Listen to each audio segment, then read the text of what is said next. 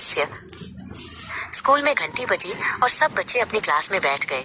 उनकी प्यारी teacher Anjali ma'am मुस्कुराते हुए बोली, बच्चों कल पिकनिक है, कौन कौन चलना चाहता है? सारे बच्चे खुशी से उछल पड़े। हाँ मैम, हम सब चलेंगे। क्लास में तालियों और खुशी की आवाज गूंज उठी।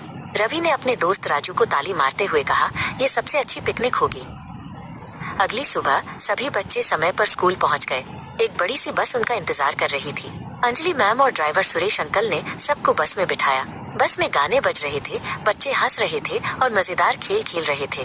राजू ने खिड़की से बाहर देखते हुए कहा, आज का दिन कितना शानदार है।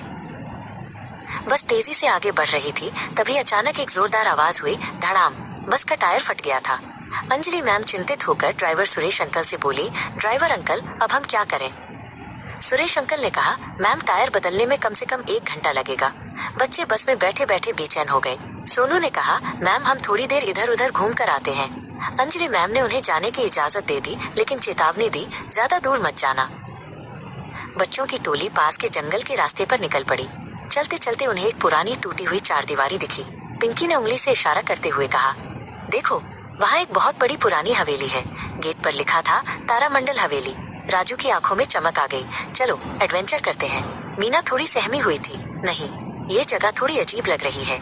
लेकिन एडवेंचर की उत्सुकता मीना के डर पर भारी पड़ गई और सभी बच्चे धीरे धीरे हवेली के अंदर जाने लगे। जैसे ही सारे बच्चे हवेली के अंदर पहुंचे, दरवाजा चर्रर की आवाज के साथ अपने आप बंद हो गया। सोनू घबराकर बोला, अरे ये अपने आप बंद कैसे हो गया? तभी अचानक एक ठंडी हवा का झोंका आया और हवेली में जल रही मोमबत्तियां बुझ गईं। चारों तरफ अंधेरा छा गया। एक परछाई दीवार पर सरकती हुई दिखी। पिंकी डर के मारे कांपते हुए बोली, मुझे लगता है यहाँ कुछ तो है। तभी एक जोरदार भयानक हंसी गूंजी, हा हा हा, और अंधेरे में एक डरावनी चुड़ैल छाया दिखाई दी। उसकी आंखें लाल थीं और उसके बाल बिखरे हुए थे। चुड़ैल ने बच्चों की तरफ देखते हुए कहा, मेरी हवेली में कोई जिंदा वापस नहीं जाता। बच्चे डर के मारे चीख पड़े। मीना तो रोने ही लगी। चुड़ैल ने अपनी शक्तियों का प्रदर्शन करना शुरू कर दिया। पास के एक पुराने शीशे में बच्चों की शक्ल की जगह चुड़ैल का डरावना चेहरा दिखाई देने लगा। एक पुरानी कुर्सी अपने आप हिलने लगी और फिर जमीन पर गिर गई। चुड़ैल छत पर रेंगते हुए भयानक हंसी हंस रही थी। बच्चे रोते हुए चिल्लाने लगे, मैम बचाइए, कोई हमें बचाओ। तभी बच्चों में से एक बहादुर लड़का अर्जुन आगे बढ़ा।